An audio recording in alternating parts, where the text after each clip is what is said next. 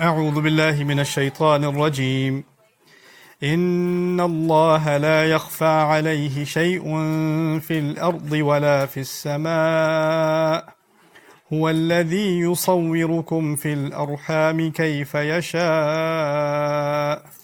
لا إله إلا هو العزيز الحكيم هو الذي أنزل عليك الكتاب منه آيات محكمات هن أم الكتاب وأخر متشابهات فأما الذين في قلوبهم زيغ فيتبعون ما تشابه منه ابتغاء الفتنة وابتغاء تأويله وما يعلم تأويله إلا الله والراسخون في العلم يقولون آمنا به كل من عند ربنا وما يذكر إلا أولو الألباب ربنا لا تزغ قلوبنا بعد إذ هديتنا وهب لنا من لدنك رحمة إنك أنت الوهاب ربنا إنك جامع الناس ليوم لا ريب فيه إن الله لا يخلف الميعاد رب اشرح لي صدري ويسر لي أمري واحلل عقدة من لساني يفقه قولي الحمد لله رب العالمين والصلاة والسلام على سيد الأنبياء والمرسلين وعلى آله وصحبه أجمعين أما بعد. Once again everyone, Assalamu alaikum wa rahmatullahi ta'ala wa barakatuh. One outstanding item that a student pointed out yesterday, and correctly so, is that there's actually a jumla i'tiradiyya in the 5th and the 6th ayat of this surah, which has to be taken into consideration. I know that most of you don't know what that means. That's my job, to try to make that easy to understand. The sentence essentially is, Inna Allaha huwa alladhi yusawwirukum fil arhami kayfa yasha. Certainly Allah, He is the one who molds you into your wombs however He wants. And in the middle of that, Allah placed a sentence which is لا يخفى عليه شيء في الأرض ولا في السماء, which means nothing is hidden from Him, neither in the earth nor nor in the sky. Now let me put that in simple language. Sometimes you're speaking to someone, you start the sentence off, but before you finish the sentence, you throw something else in. Hey, your cousin, he's so ugly by the way, just came by. Well, you just wanted to say your cousin came by, but you threw in the whole ugly comment. Right? You put something in there before you get to the latter part. The same thing. I know it's a silly example, but you get the point. The point is, certainly Allah, He's the one who molded you in the bellies of your mothers, however He wants. But actually, before you get to He molds you in the bellies of your mothers, nothing is hidden from Him, neither in the sky nor on the earth. Now, by doing that, the two ayat essentially become one. They become one statement. They're no longer two statements. And the two statements are intrinsically tied to each other. In other words, the idea that we are inside the bellies of our mothers and Allah is molding us however He sees fit, He's highlighting that there's a secret or there's a hidden element to that is from the sky and from the earth. لا يخفى عليه شيء في الأرض ولا في السماء. There's an earthly component of which we are made, our physical bodies, the bones that are being developed inside our mothers, the flesh that is being, that is being put together. But at the same time, there's a ruh that comes from Allah. This mysterious light that Allah gave, that came from the sky. What was happening inside the mother physically was not hidden from Allah, and what came spiritually is not hidden from Allah. And the combination of those two things that made you and me who we are, what personality we're going to be, what kind of inclinations we're going to have, what kind of life we're going to lead, none of that was hidden from us. But it was entirely hidden from ourselves. At the essence, I was just having this conversation with my 6-year-old daughter yesterday. We were talking and, she was reading a book about some story, and in the story, somebody's mom died, and there was a picture of like a grave, and there's a kid standing there sad, and she's like, that's really sad. She died. I was like, well, she didn't really die. And then she said, what do you mean? And we had this conversation about what death means. And, 6-year-old talking about death. Yeah, I know. But it's important. You've got to figure out some way of explaining it to her. So I did this demonstration. I said, can you point to your father? Can you point to Abba? And she pointed like this. I was like, but you're pointing at my head. Point at me. And then she said, and I said, you're no longer pointing, but I get the but you're pointing at the rest of me. Where is Abba? I was like, he's in this room. I was like, well, actually, what you're pointing at is my body. But the real me is inside and is invisible. I didn't call it ruh. Well, what's he going to get out of ruh? I called it what instead? The real me. This body is just a robot. And the real me is controlling this robot. And one day this robot runs out of batteries, it dies. But the real me is still there. And then we talked about the ruh and its journey and what it does. And everybody else thinks I'm gone because my body's not working anymore. But actually, I'm still in there. Hi, I'm still in here. But they can't hear me because my voice isn't working. Everybody's going to be standing around. Maybe some people are going to be crying because they miss me. They think I'm gone, but I'm actually not gone at all. That's the ruh. But the ruh is something so mysterious that Allah says about that Himself, وَمَا أُوتِيتُم مِّنَ الْعِلْمِ إِلَّا قَلِيلًا. You haven't been given except very little knowledge of it. Now we think of it as this abstract other thing, but the ruh is yourself. It's not something, it's you. And Allah is essentially saying, you don't know very much about who? Your own self. You don't even know much about yourself. It's a profound realization about ruh, that if we don't know much about the ruh, actually means we don't really know much about who? Our own selves. And that's the reality check that's been given here. Nothing is hidden from Him, nor from the sky, nor in the earth. Nor in the earth, nor in the sky, and even inside of you. And of course, tying this to the notion of revelation is important, because that conversation was all about the revelation that has come. Previously and now. وَأَنزَلَ الْفُرْقَانِ. Well, this revelation takes into consideration that you are a material human being, you're part animal and part soul. You have spiritual needs, but you also have emotional needs, and you also have physical needs. And this revelation came to balance all of those needs together so you can live a happy life. You can have balance in your life. So your burden could be lightened, because if you take care of one side of your needs, other sides suffer. We tend to take care of one thing and not take care of the other. Something feels good, you have fulfilled some emotional need, but you ended up violating yourself spiritually. Or something, you took care of your spiritual needs so much so that you started hurting yourself physically. You're not eating properly. You're not taking care of family, or emotional needs aren't being met. I'm just praying all the time. I'm not spending any time with my spouse or my children or whoever else. Well, that's going to cause a problem too, isn't it? So the balance between all of those things can only have come from Allah. It's actually Allah telling us that He knows us better than we know ourselves, and therefore He knows what revelation to send that is best in our favor. He knows better than we do.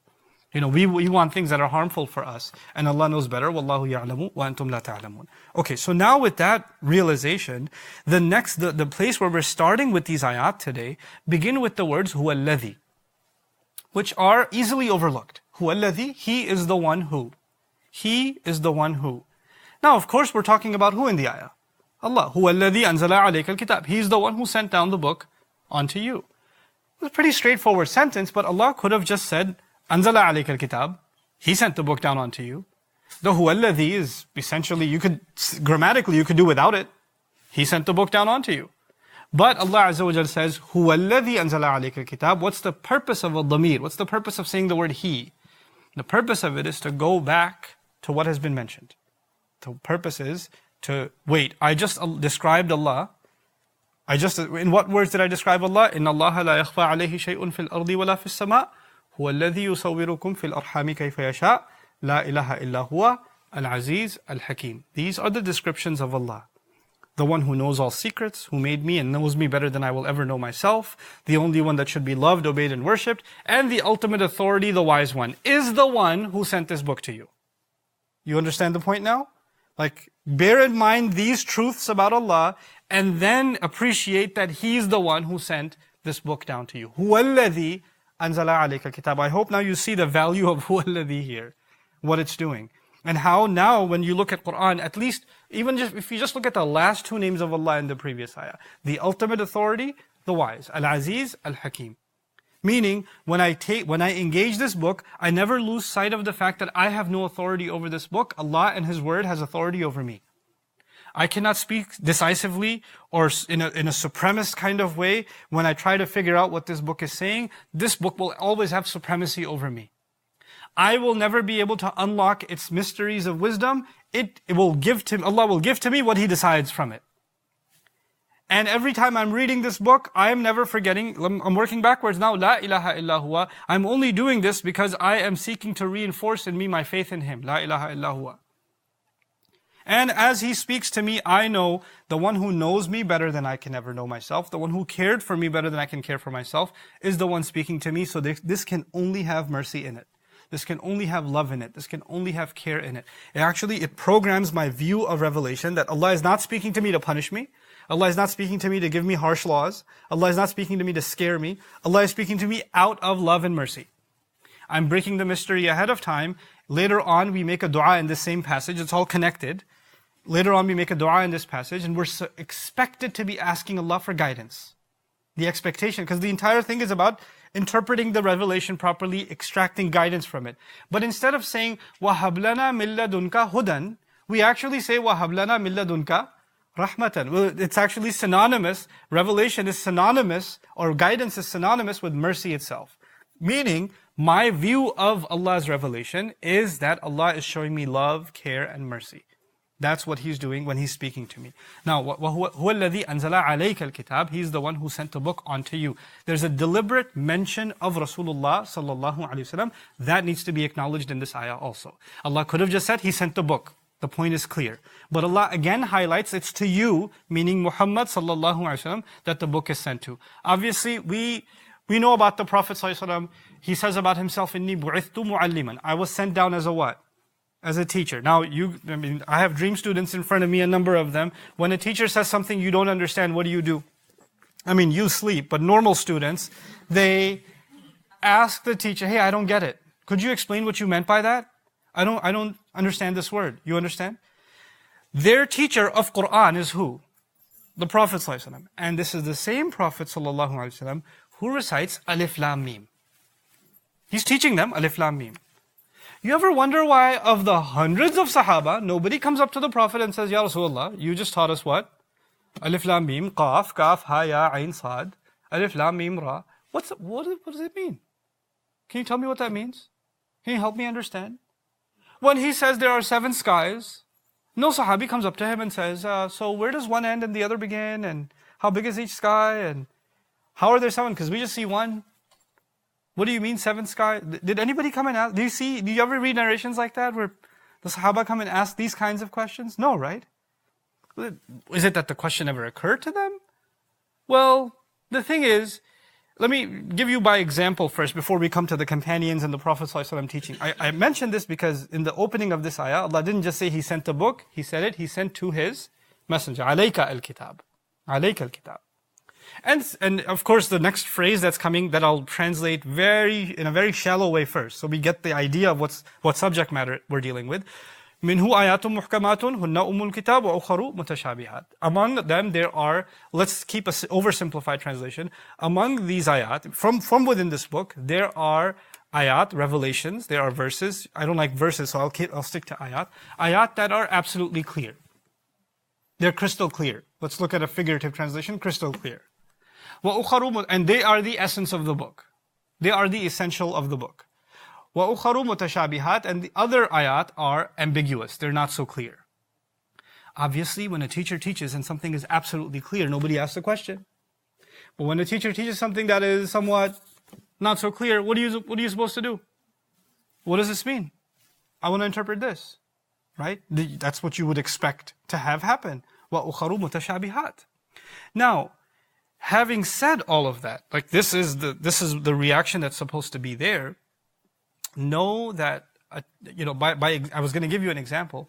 The example is if I was teaching you, for example, business, right? And I'm a business professor, and my job is to teach you entrepreneurship, like starting a new business. What are some things you should look for? And I sit there and give you a small, and I'm hypothetically, I'm a very successful entrepreneur. I've opened up many different stores in many different countries or whatever. Because I have practical knowledge, I come and I tell you, the best way to teach a lesson is to tell you a story.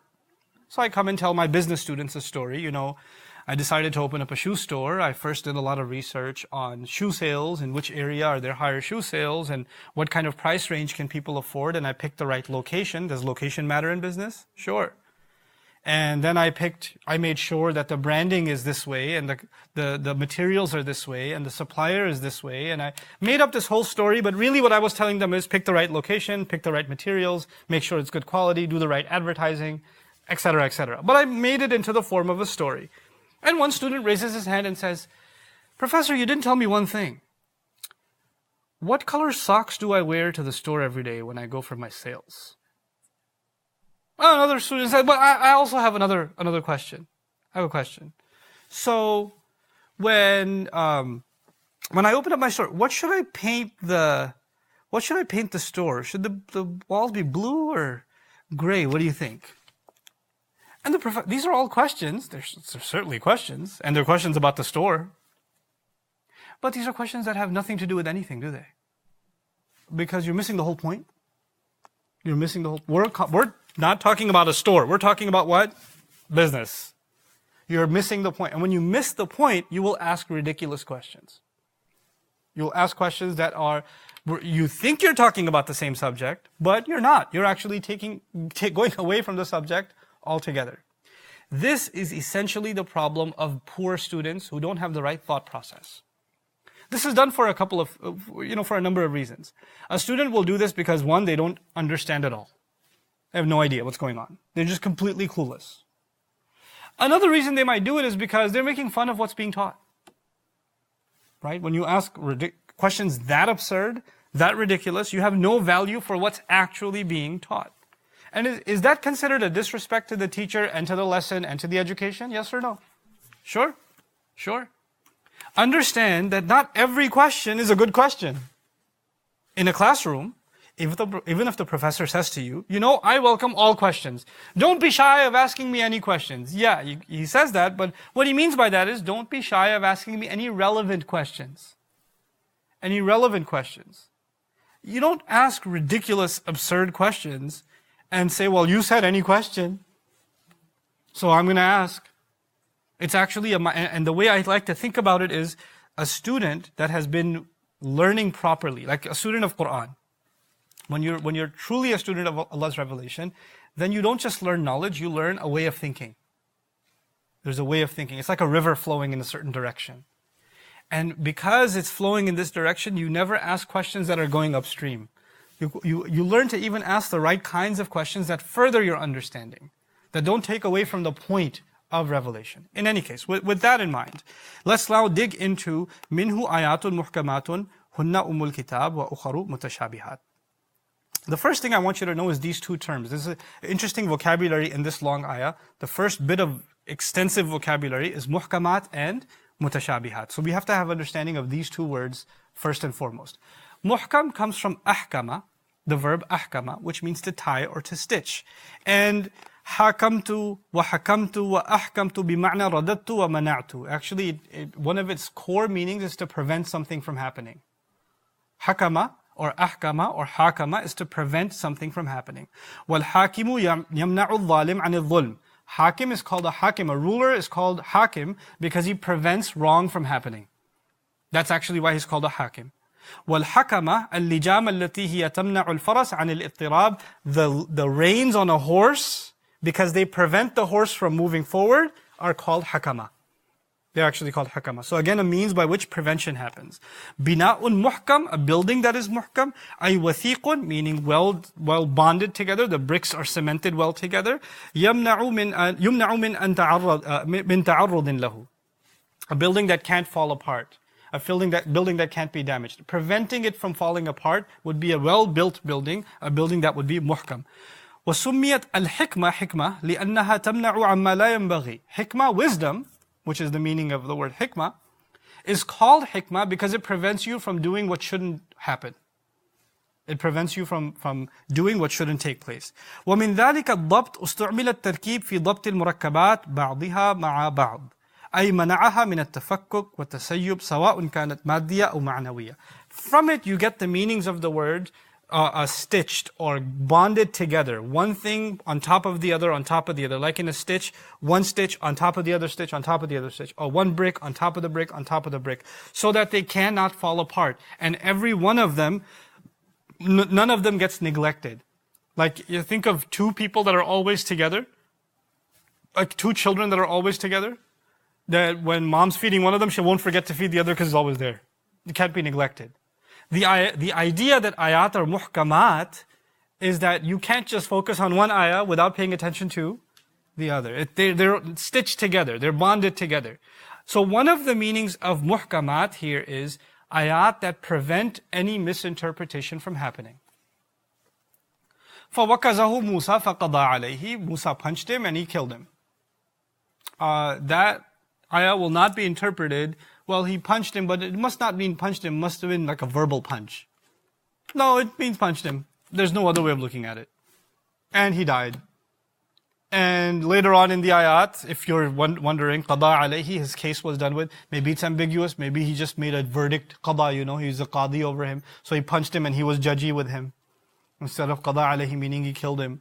Well, a couple of ayat later, turidu an taqtulani kama qatalta nafsan bil amsi, you intend to kill me like you killed someone yesterday. The verb killing makes it extremely clear that the story was about a guy dying. So the ihkam of the ayat, the stitching of the ayat, makes it impossible for you to have a creative interpretation. This is ayatun muhkamat. Ayat whose meanings are abundantly clear. There's no room for misinterpretation. This does not mean lots of lessons cannot come out. This is very important for Quran students to understand. Sometimes I'm talking about an ayah for 20, 30 minutes. I'm saying this lesson comes from it, this lesson comes from it, this lesson comes from it. And somebody might think, well, that means this ayah means like 20 things. I thought an ayah is supposed to mean one thing. It means one thing.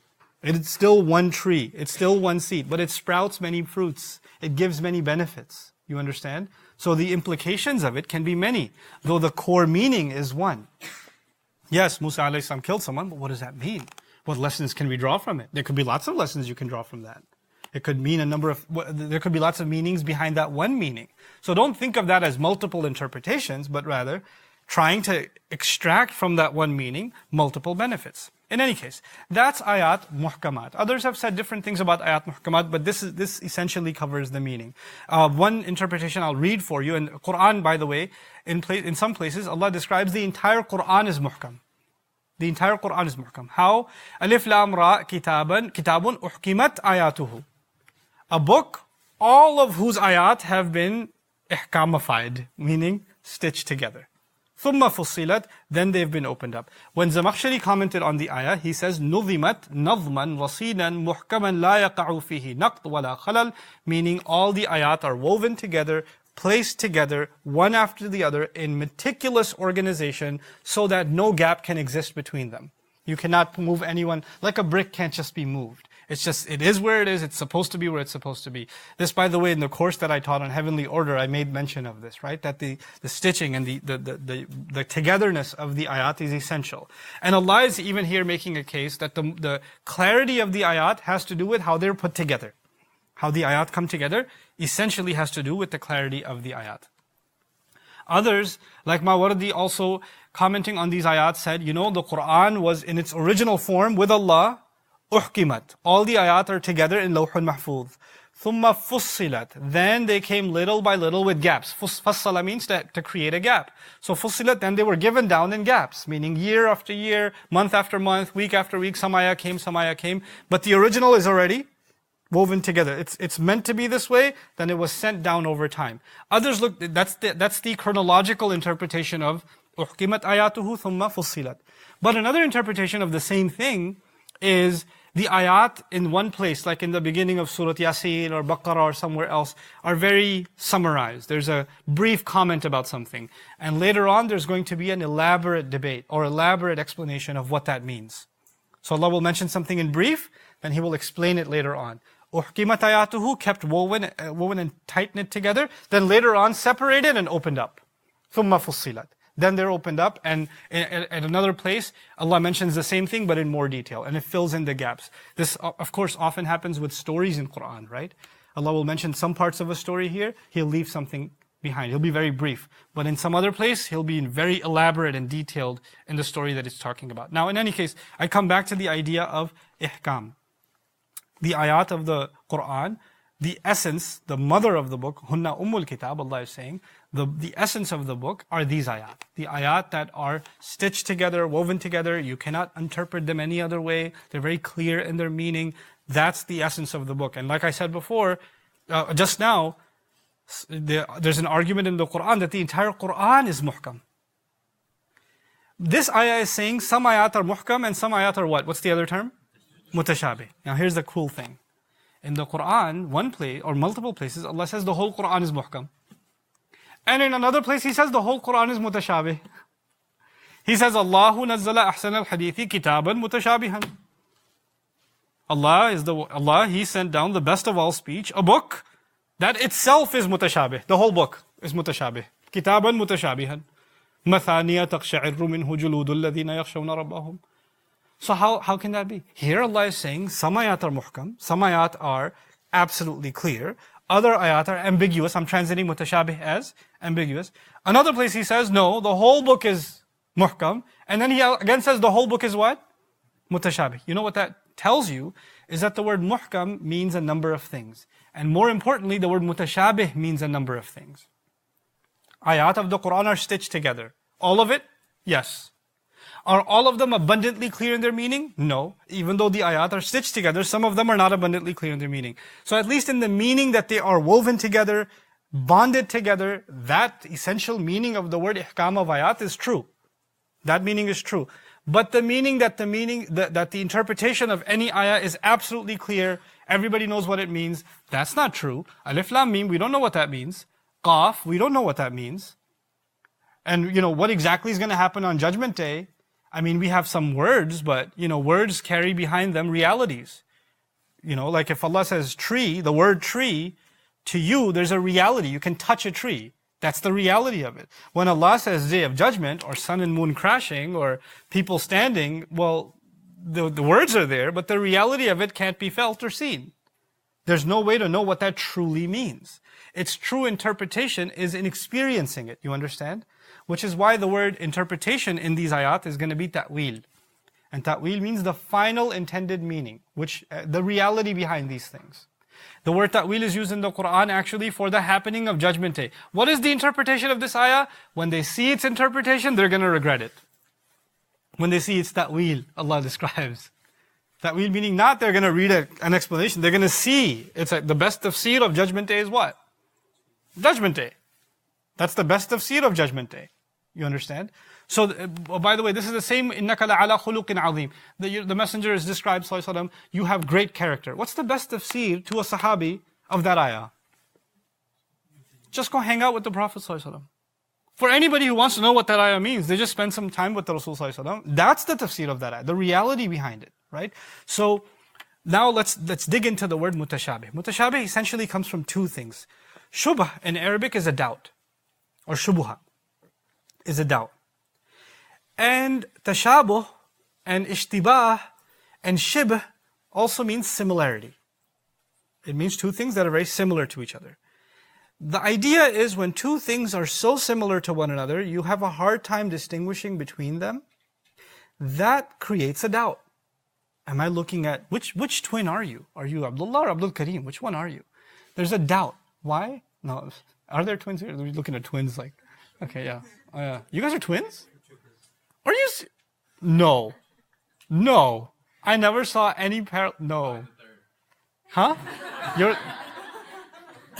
You're muhkam, they're mutashabih. That's what's happening here.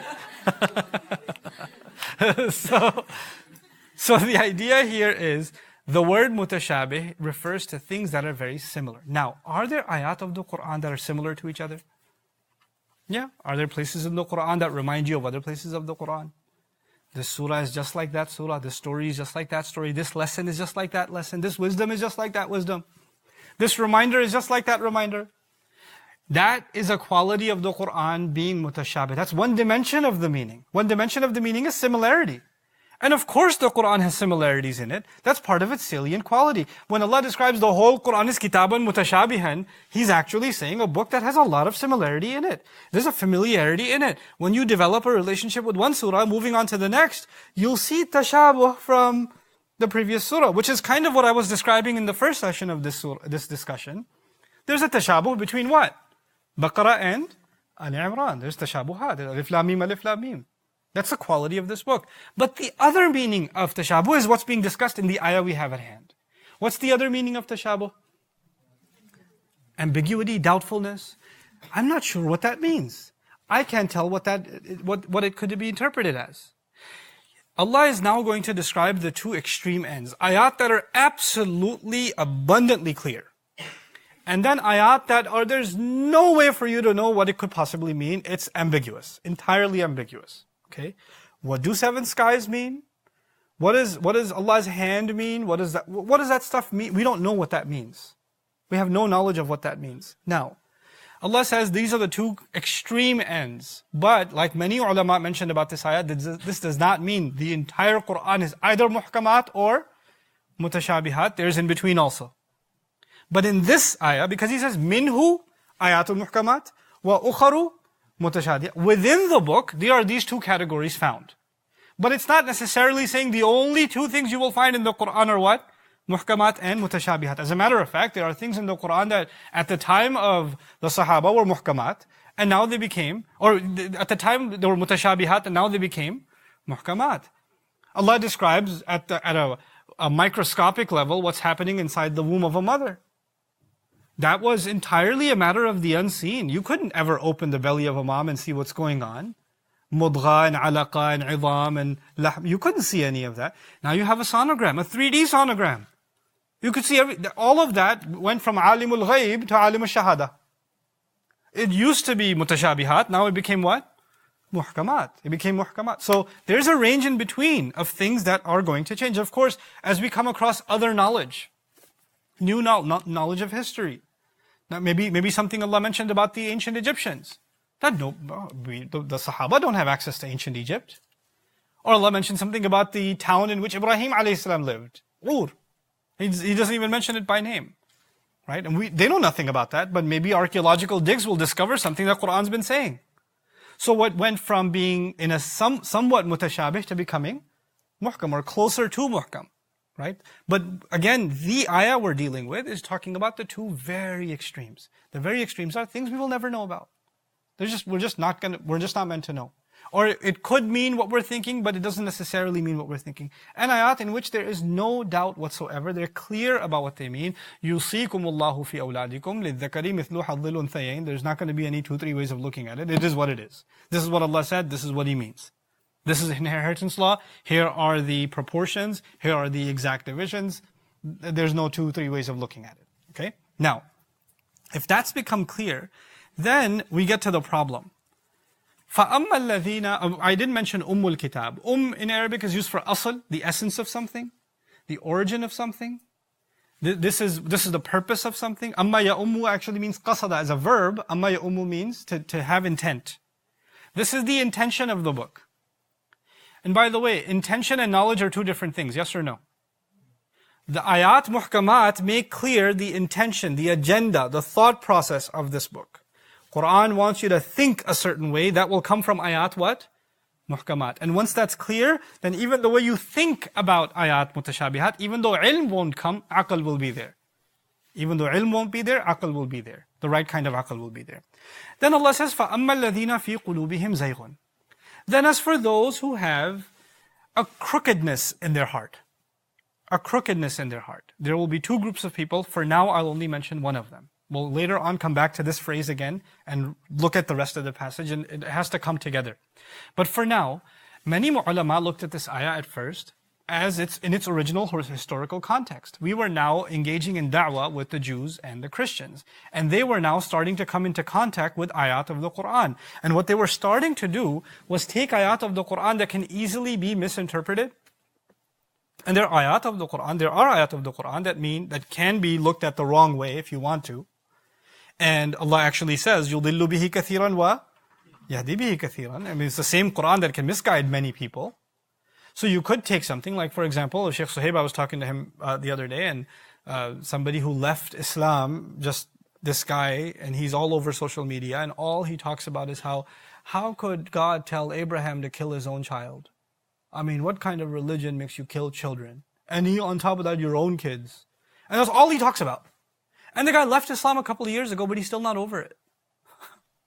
Okay, you left. Now you're at peace. You don't have to kill your kid now. You're good. But no, he's still on it, and he can't let go. So when there's a crookedness in some people's hearts, towards revelation. What happens? فَيَتَّبِعُونَ مَا تَشَابَهَ مِنْهُ. Then they pursue. Now, tabi'a, to follow, ittaba'a, sighatul mubalagha. They relentlessly follow. They obsessively follow whatever was ambiguous within it. Whatever was unclear, they're obsessed with it. They just need to know, what is this? I'm interested in this. There are, and they will, and those preachers, those other, those religions that were trying to undermine the revelation of the Quran in the time of the Prophet ﷺ, they would take some of the ayat and say, hey, your Quran says this. Your Quran says this. Your Quran says your God has a hand. So does he have an arm that's connected to the hand? Does he have a shoulder too? Or how does it work? Does blood flow through it? What kind of muscles are there in that hand? Etc., etc. And somebody new to the faith says, that's what our book says? Oh, I didn't know. I'll find out for you. I'll get the answer for you. First you hear a crazy question and starts messing with you, and then now you're at unrest until what? You go get somebody to give the answer. By the way, how much of the internet is flooded with ridiculous questions about the Quran and people answering those ridiculous questions? How many of your conversations about Islam, about Quran, are flooded with people saying crazy things about an ayah, and you're like, no, let me find out what it is. And actually, all of that is an indication that our discourse on the Quran is dictated by those who have a what? A crookedness in their hearts. Because they pursue that which is ambiguous, come up with some crazy ambiguous interpretation, and then we become obsessed with trying to address it. So, فَيَتَّبِعُونَ مَا تَشَابَهَ مِنْهُ. And why are they doing it? Because obviously Allah mentions there's a crookedness where? Not in their minds. They're not confused philosophically. The crookedness is in the heart. And then Allah describes that crookedness in the heart. What is that crookedness? Ibtigha al-fitna. The pursuit of controversy. The pursuit of disturbing someone, putting them in trial. I bet when I say this, they're going to be like, what? Huh? They're going to be in a fitna themselves. This is their disease. They love causing doubt by asking questions or trying to interpret ambiguous portions of Quran, the ones that only Allah can know what they mean, by creating questions about them that will create a trial inside of people. And by the way, this is not just, Allah open-endedly, He didn't just say, ibtigha'a fitnatin nas. He said, ibtigha al-fitna. Fitna is the masdar form without any mudaf ilayh. What does that do? They don't even realize they're pursuing a fitna against their own selves, not just others.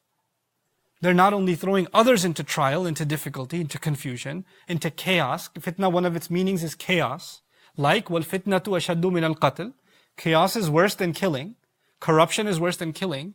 They're only doing it for that purpose. And then Allah mentions, وَابْتِغَاءَ تَأْوِيلِهِ. First, and it's easily translated, and in pursuit of its interpretation. Now let's translate all of this together. As for those who have a crookedness in their hearts, then they get obsessed with the ambiguous parts, the parts that aren't very clear from within the revelation. And why do they do so? In order to pursue putting people in trial, causing confusion among people, creating chaos, and in order to pursue its interpretation. Now, if you translate it like that, and that last part, وَابْتِغَاءَ تَأْوِيلِهِ, in order to pursue its interpretation, that doesn't sound so bad. I mean, what are we doing right now? We're pursuing the interpretation of the Quran. Isn't that what we're doing? This is why you have to look at Quran with ihkam. The first phrase is being explained or being qualifying the second phrase. In other words, it is because they want to create chaos is the only reason they're looking for an interpretation. An interpretation that doesn't create a stir, that doesn't create a controversy, is not interesting to them. They have to have a hypothesis, a theory, an alternative way of looking at things that really causes a problem. That makes people go, whoa, oh my God, yeah, yes, that's crazy. They need that. وَابْتِغَاءَ تَأْوِيلِهِ. Now look at the word ta'wil. What does it come from? It comes from the origin iyal. So hamza ya and lam, or hamza waw and lam. Wi'a'ul laban. Wi'a comes from the same. Wi'a'un yu'alu fihi sharab aw asiru nahu dhalik. Actually, basically what it means is, let me give you a modern example to make it easy to understand. Like if you see if you go to the grocery store and you buy yogurt, you don't see the yogurt, you just see the container. But behind this container, without a doubt, there's no fish inside, it's yogurt. you're looking at one thing, but you know it carries something else. You're looking at one thing, and you know behind it, its essence is something else. This is why it comes from the origin of the word awal. What's the first thing behind these words? What's the original meaning or the reality intended behind this one phrase or this ayah or whatever else? The word ta'wil actually means in that sense, what is the ultimate interpretation? Not an interpretation. What is the final, actual, real interpretation of something? Now, if Allah made something ambiguous, can any human being come along and say, I know the final, absolute interpretation of what this is? No. The fact that the word ta'wil is used here, ibtigha'a ta'wilihi, they want to create a fitna by trying to convince people this is actually what the mutashabih means. For sure, 100%. And is anyone ever going to be able to say about an ayah of the Quran, I know exactly what this means 100% and my interpretation is final? Is that ever going to be possible? No. Which is why Allah then says what? وَمَا يَعْلَمُ تَأْوِيلَهُ إِلَّا اللَّهُ. Its final interpretation, its ultimate meaning, its ultimate reality will not be known by anyone except Allah. No one knows it except Allah. Now if you don't understand this phrase properly, what's the easy misunderstanding you'll get from this ayah? They are trying to pursue its interpretation. Nobody can pursue it, nobody can interpret it except Allah. No, people can interpret ayat of the Quran, even ayat that have some tashabuh in them, but they cannot have the final interpretation. The ayah is teaching us at the end of the day, again, intellectual humility. We have to say when we try to figure out what an ayah means, at the end of the day, Allahu a'lam. Allahu a'lam. Allahu a'lam. Could it mean this? Could it mean this? Maybe. But Allah knows best. For us to have an authority over the book and say, I know exactly what this means, this is the final meaning, this is ibtigha'ul fitna. And this clearly illustrates a deviation of the heart. What kind of deviation? It's a kind of arrogance, isn't it? It's an arrogance. Now notice, go back. We're looking at this ayah in the shade of the two ayats before it. What was the ayah? What were the names of Allah in the ayah before it? Al-Aziz, Al-Hakim. Who has authority over the word of Allah? He does. Who knows the final wisdom of the ayat? He does. We don't get to say we know exactly what it means. We know exactly what it means. وَمَا يَعْلَمُ تَأْوِيلَهُ إِلَّا اللَّهُ. And then, the most interesting part of this ayah, وَالرَّاسِخُونَ فِي الْعِلْمِ. وَالرَّاسِخُونَ فِي الْعِلْمِ. Actually, before I go to that, I'll share with you one side note on muhkamat and mutashabihat from my own studies. Allahu a'lam, but this is just an insight I shared with Sheikh Suhaib. He seems to agree with it to an extent. So I'll share it with you. Ayat that are held together, muhkamat. But Quran has mutashabihat also. Mutashabihat doesn't just mean ambiguous. What else does it mean? Ayat that are similar. So, when you interpret an ayah of the Quran, an ayah that talks about subject X, and you say, hey, this ayah from Surah Aal-e-Imran is very similar to an ayah in Surah Al-Fath, which is also similar to another ayah in Surah Al-Hujurat, or etc. And you might say, okay, I'm going to interpret this ayah by comparing it to ayah number 1, 2, 3, from all these different places, yes? And it seems even a formula for how to interpret the Quran is being mentioned here. What is that formula? First, look at the ayat in the places where they are stitched. Where are they muhkamat? Secondarily, ukhar. Secondarily, where do you go? Places that are similar to this place. If you only look at ayat, like you want to say, I want to know everything about women in the Quran. So I'm going to take all the ayat about women. Are they going to be in one place? No. They're all going to be on different places. And you bunch all of them together and say, now I know everything the Quran has to say about women. Is it possible that you string these ayat in a way that will give you a crazy conclusion? Oh yeah. Let me give you a more real life example. I want to take all the ayat of the Quran about fighting in the path of Allah. I'll take all the ayat in the Quran about what? One subject?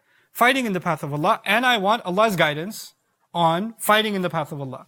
And anywhere qital is mentioned, I'll just list it. And then I will give a khutbah.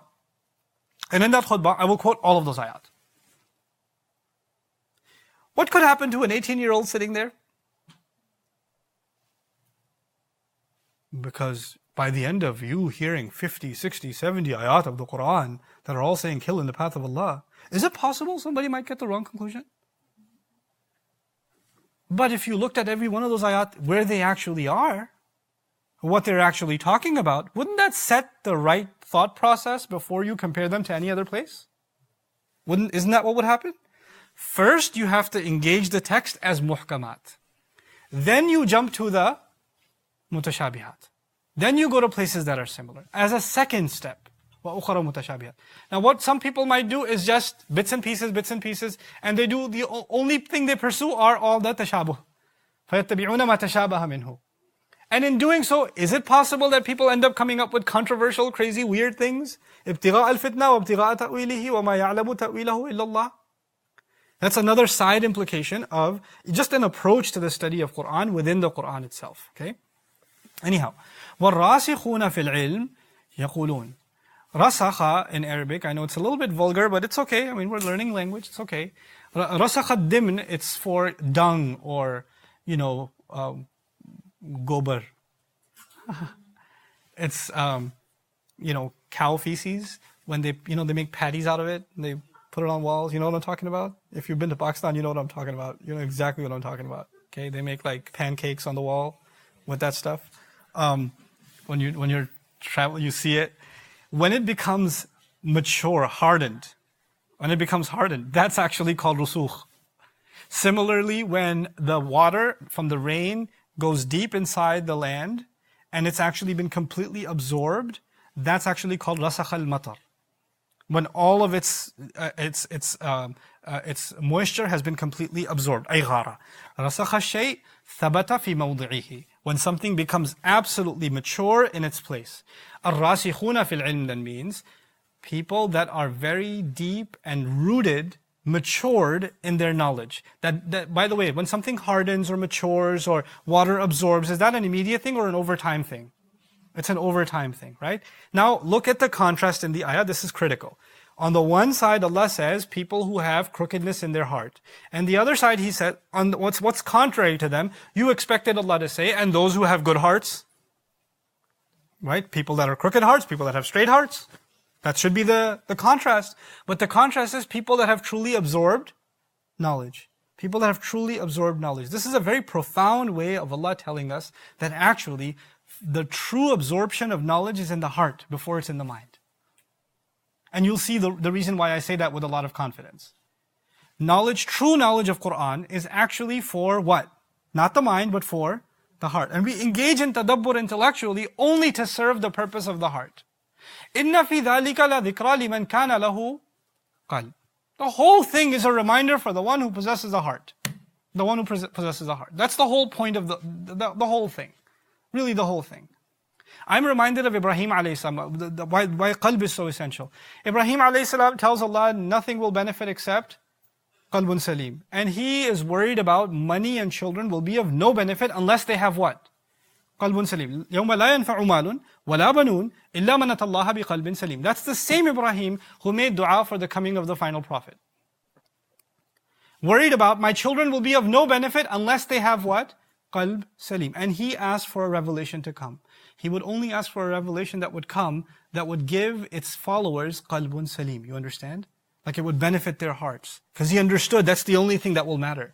And that's what they'll need. They'll need the word of Allah to irrigate their hearts, to firm their hearts. So وَالرَّاسِخُونَ فِي الْعِلْمِ is actually telling us that the knowledge of Quran, fundamentally, at the heart of it, yes, there's knowledge of history, there's knowledge of language, there's knowledge of law, there's knowledge of theology, but at the end of it all, it's spiritual knowledge. At the end of it all, if it's not affecting our heart, we're not learning Quran. People that are mature about that, by the way, before I tell you what the rest of the ayah says, think about this for a second. There are people who came up with weird creative interpretations in one part of this ayah. ابتغاء الفتنة وابتغاء تأويله. Now when you hear a crazy interpretation, who are you supposed to go to? You're supposed to go to somebody knowledgeable.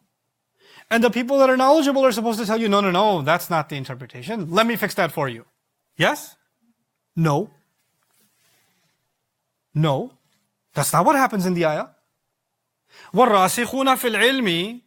Then the people who are deeply rooted in knowledge, they come and clean up the mess. They get rid of the fitna. They offer the right ta'weed. No. You know what they do? يَقُولُونَ آمَنَّا بِهِ. We have complete faith in it. كُلُّ مِنْ عِنْدِ رَبِّنَا. All of it is from our Rabb. Is that even a response? Does that get rid of the controversy? No. But you have the knowledge. You're supposed to answer that crazy question. You know what they're doing? They're saying the question is irrelevant. Isn't the people that are deeply rooted in knowledge completely dismissing the entire fitna? The entire ta'wil, like it's not even there? And when people ask them about it, what do you say about this versus this? What do they say? These super knowledgeable, these are not knowledgeable according to the people. These are knowledgeable according to Allah. Can you imagine Allah calling someone deeply rooted in knowledge? وَالرَّاسِخُونَ فِي الْعِلْمِ وَصْفٌ مِّنَ اللَّهِ. And you ask them, and they instead of saying, well, I feel after my reading that, no, they just say, آمَنَّا بِهِ. We have faith in all of it. كُلُّ مِنْ عِنْدِ رَبِّنَا. All of it is actually, especially from where? مِنْ عِنْدِ رَبِّنَا. This is where the answer lies. If Allah is Rabb, what does that make me? Abd. And I'm going to act like a abd when I talk about the word of my Rabb. I'm not going to act like I know what I don't know. I'm not going to act like I'm interested in knowing what I'm not supposed to know. Allah, who knows the secrets of all things, I go back to the previous ayat, who knows the secrets of all things, knew what is clear and what is ambiguous. And if Allah wanted, nothing would be ambiguous. Isn't that the case? When Allah wanted something to be ambiguous, why is it my business to make it absolutely clear? Why don't I just accept myself as a abd and say, إِنَّ اللَّهَ لَا يَخْفَى عَلَيْهِ شَيْءٌ فِي الْأَرْضِ وَلَا فِي السَّمَاءِ. And I accept that He's Al-Aziz, He's Al-Hakim, and I'm going to say, كُلُّ مِنْ عِنْدِ رَبِّنَا. I will know where to put the brakes on myself. That is very hard for someone who's got a PhD. Or who people think is a super duper scholar who's got the answers for everything. Because when somebody comes to you and says, can you answer this question? And you say, no, I just believe in it. What are they going to say? Oh, you don't know? Oh, you couldn't answer my question? Huh. I thought, I guess. You know, and people come, and some people, they're awesome. They have these weird questions. You know how they come to you and say? Because they think I know. I don't know. But they come to me and say, brother, I have asked this to a lot of people. Nobody could give me the answer. Can you, I'm like, no, I can't. Nope. And I usually take the opportunity to help change not give an answer to the question, but hopefully change the way of what? The way of thinking. Because those questions indicate زَيْغٍ qalb. And rusukh fil ilm means you don't care about certain questions anymore. When you have, and this ayah has a beautiful ishara, guidance in it for us, that when you surround yourself with people that are diving into Allah's book for the right reasons, then those questions become irrelevant for you. Sometimes I used to ask myself, somebody else just sent me, here are all the contradictions in the Quran. Somebody else just sent me, here's what Quran says about Jesus or whatever, or here's a controversy about this, that. I get all these questions all the time. And the people that are sending me are really bothered by this. They can't sleep at night. I would ask myself, why am I not bothered? Why am I not even curious? Why doesn't it, I get no itch to scratch when those questions come in. I was like, oh my God, this question, if I don't get this answer, I don't know what I'm going to, no, I'm chill, I'm good. It doesn't bother you? No, it doesn't. When you're around people that have rusukh in ilm, then that becomes infectious. And then you, in your heart, you're just at ease. And by the way, Allah actually answered the problem, and I skipped it on purpose. فَأَمَّا الَّذِينَ فِي what? فِي قُلُوبِهِمْ زَيْغ. The deviation lies where? It lies in the hearts. This is not an intellectual curiosity. Allah diagnosed this as a spiritual problem. Not me. Allah diagnosed this as a spiritual problem. And zayg actually means al-mayl ila shay'in, meaning when something deviates, when something turns, which means at some point it was what?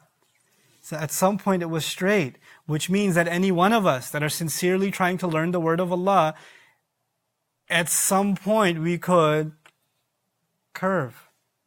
And we're still learning the book. By the way, people that go away from deen, they don't have no business studying Quran.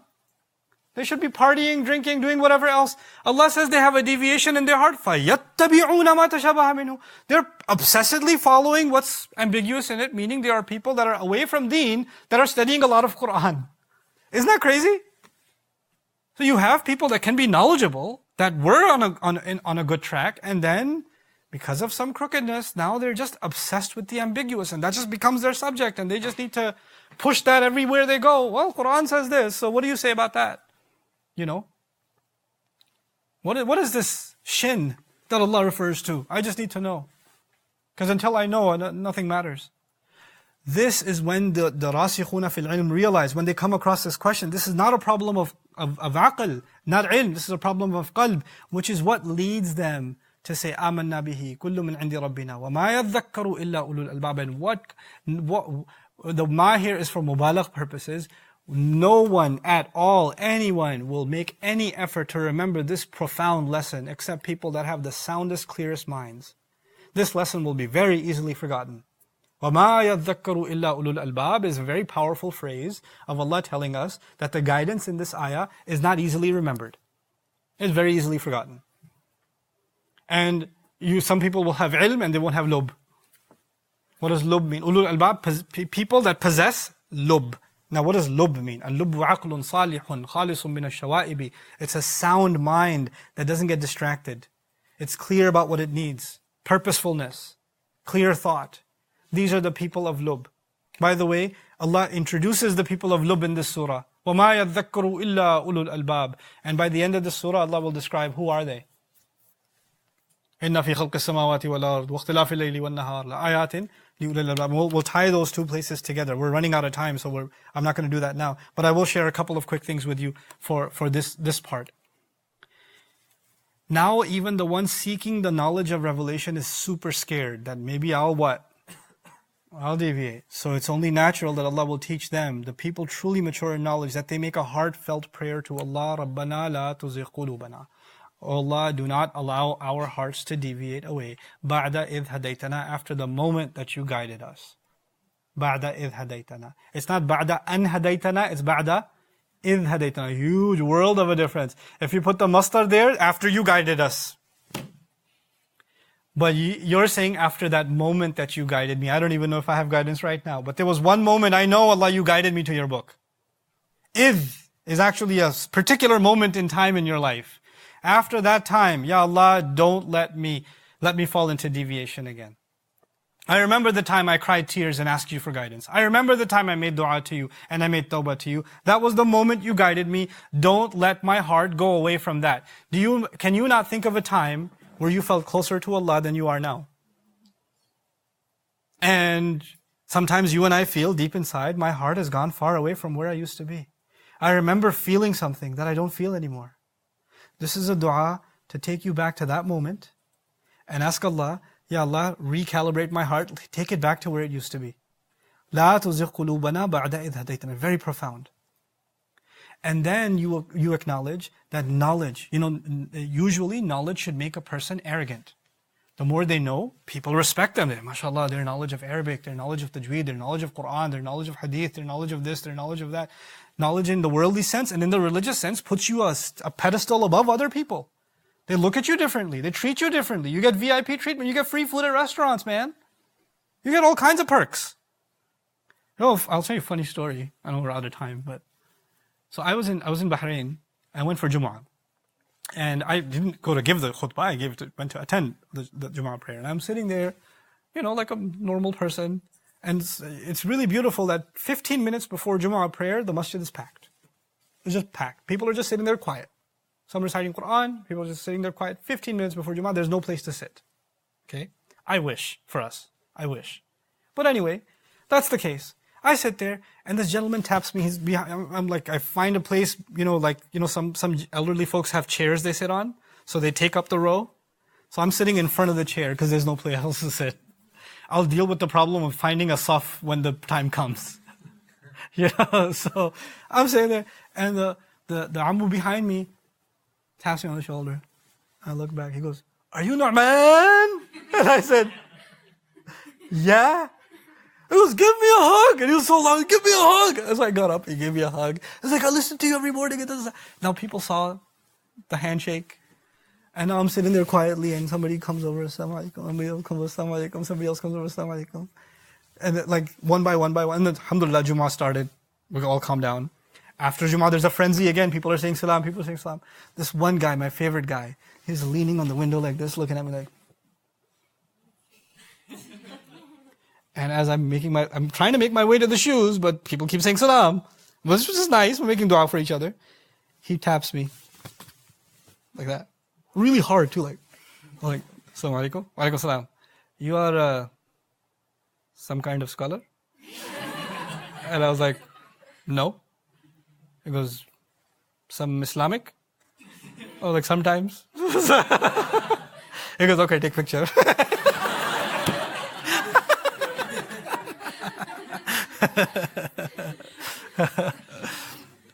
That was the best guy.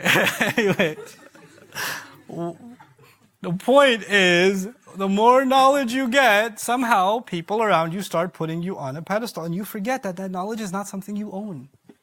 Knowledge of revelation is not something you and I can ever own. And even if you had that, even if you owned huge amounts of that knowledge, none of that knowledge is beneficial unless it is where? In your heart. That's the whole point. Guidance happens in the heart. وَمَنْ يُؤْمِنْ بِاللَّهِ يَهْدِي قَلْبَهُ. Whoever truly believes in Allah, Allah guides his heart. The heart gets guidance. Now you can have all that knowledge, but it's not affecting your heart. So what do we say to Allah? وَهَبْ لَنَا مِن لَدُنْكَ رَحْمَةً. Give us the gift from your special behalf, a special mercy from you. What will be the mercy from Allah in this ayah? Guidance that comes where? The heart. The heart. Guidance for knowledge. Guidance in your mind. Knowing the information, knowing the ayat, being able to quote the ayat. That's easy, man. That's easy. But that gift, that Allah will give guidance to your heart, that's a rahmah. That's a rahmah. Then you appreciate what it means, Ar-Rahman 'allama al-Qur'an. That's when you appreciate that. You know, what he means by that. Because when you truly learn Qur'an, you've learned it in your heart. لِنُثَبِّتَ بِهِ فُؤَادَكَ وَرَتَّلْنَاهُ تَرْتِيلًا بَلْ هُوَ آيَاتٌ بَيِّنَاتٌ فِي صُدُورِ الَّذِينَ أُوتُوا الْعِلْمَ. Allah says, tells his Prophet, I gave you revelation to firm your heart. Allah says about people who have knowledge, these ayat live in their chests. فِي صُدُورِ الَّذِينَ أُوتُوا الْعِلْمَ. They live inside their chests. This is something felt inside the heart. So we beg Allah that He give us rahmah. And what does that do? It actually makes the entire pursuit of knowledge a pursuit of Allah's mercy. That's all it is. And all of it is a gift. None of it is entitlement. And we can never own it. You can never own it. You can own a degree. You can tell yourself, I graduated from this, I got an ijazah in that. You can't get an ijazah in guidance. You can't. And it is not a gift that is once given, and now you have it. You need this gift to be given how? Over and over again. And what is the mubalagh form in the Arabic language for someone who does something over and over again? Fa'al. Khabbaz, he makes the bread over and over again. Qassas, he cuts over and over again. Wahhab, the one who gives gifts over and over. Rabbana hablana wa hablana min ladunka rahmah innaka antal wahhab. You are the only one who keeps giving the gift and keeps giving, and you will give the gift of guidance. Tears will roll down my eyes. I will feel the guidance, and then I will dismiss it and become forgetful again, and fall into sin again, and deviate again, and something in my heart will click. I'll come back to you, beg you again, and you're not going to say to me, what happened last time? You didn't hold on to it? You'll give it to me again, and you give it to me again, and you give it to me again. Nobody else does that like the way you do. Innaka antal wahhab. And by the way, when you do this, the context of the ayat changes differences in interpretation. People are looking at ayat differently. People are going in all kinds of directions. How do you know you're in the right place? You have relegated that problem to Allah. Amanna bihi, kullu min indi rabbina. If we're sincere to Allah's book, we have no doubt Allah will give us correct guidance. No doubt. And He will protect us from silly questions. And when that happens, you're like, what about all those? Your concern always becomes, brother, but that group is so misguided. Those people are so misguided. Some people say this, they are so misguided. Aren't you going to correct this misguidance and this misguidance and this misguidance? Isn't that our obsession? Here, let me give you a khutbah about this misguidance. Now let me give you a talk about that misguidance. Most of what we do is undoing somebody else's problem. What are these ayat teaching us to be concerned with? Ourselves. And if you really want to see humanity united, then understand the next ayah. Rabbana innaka jami'un nas. You're the gatherer of people. I can't gather people on guidance. I can't unify them. The differences will be there. You understand the placement now of this ayah? لِيَوْمٍ لَا رَيْبَ فِيهِ, for a day in which there is no doubt. Now there's two meanings of لَا رَيْبَ فِيهِ. There is no doubt on the day of judgment. There's no doubt about the fact that the day of judgment will happen. But there's also a day on which no ambiguous thing will remain ambiguous. There will be no doubts left. The only day where all doubts will be cleared, all ambiguities will be gone, will be the day of judgment. You will gather people where all of this will become clear anyway. لَا رَيْبَ فِيهِ. I'm not worried about that. إِنَّ اللَّهَ لَا يُخْلِفُ الْمِيعَادِ. No doubt Allah, He doesn't go back on His promise. I know I'm taking a little extra time, just give me 2 minutes, let me finish this thought, because we're on a roll here. When Judgment Day comes, is somebody going to care, my tafseer was correct, you know about that ayah? Is anybody going to care about that? No. The only thing that will matter is, did Allah fulfill His promise for those who had good in their heart? That's all that will matter. Nothing else will matter. You winning an intellectual argument will not matter. You being right about something academically won't matter. It just won't matter. These people are clear about that. Inna Allaha la yukhliful mi'ad. This is the journey to Allah for people who believe in revelation. The reason I wanted 2 minutes from you is by the time we reach the end of the surah one day, there's a journey to Allah for people who don't have access to revelation. There's two journeys. People that have revelation, they have access to it, they also have to have a journey because they have pitfalls of their own. They can have zayg of their own. Just because they have revelation doesn't mean they're saved. They have their journey. And then there are people who have no access to revelation. The only ayat they have are the ayat of creation. That's only ayat they have. So what do you find at the end of this surah? إِنَّ فِي خَلْقِ السَّمَاوَاتِ وَالْأَرْضِ وَاخْتِلَافِ اللَّيْلِ وَالنَّهَارِ لَآيَاتٍ لِي. Those are the other ulul albab. These are the ulul albab of revelation. Those are the ulul albab of tafakkur. And guess what? There also, we find إِنَّكَ لَا تُخْلِفُ الْمِيعَادِ. They reach the same conclusions. They came to guidance from those ayat, you come to guidance from these ayat, but their hearts are melted all the same. Their hearts and the hearts of these people, subhanAllah. It's so beautiful that this journey is being described. May Allah Azza wa Jal make our journey into revelation one of humility. May Allah help us make these du'as with a sincere, sound heart. Barakallahu li wa lakum. Assalamu alaikum wa rahmatullahi ta'ala wa barakatuh.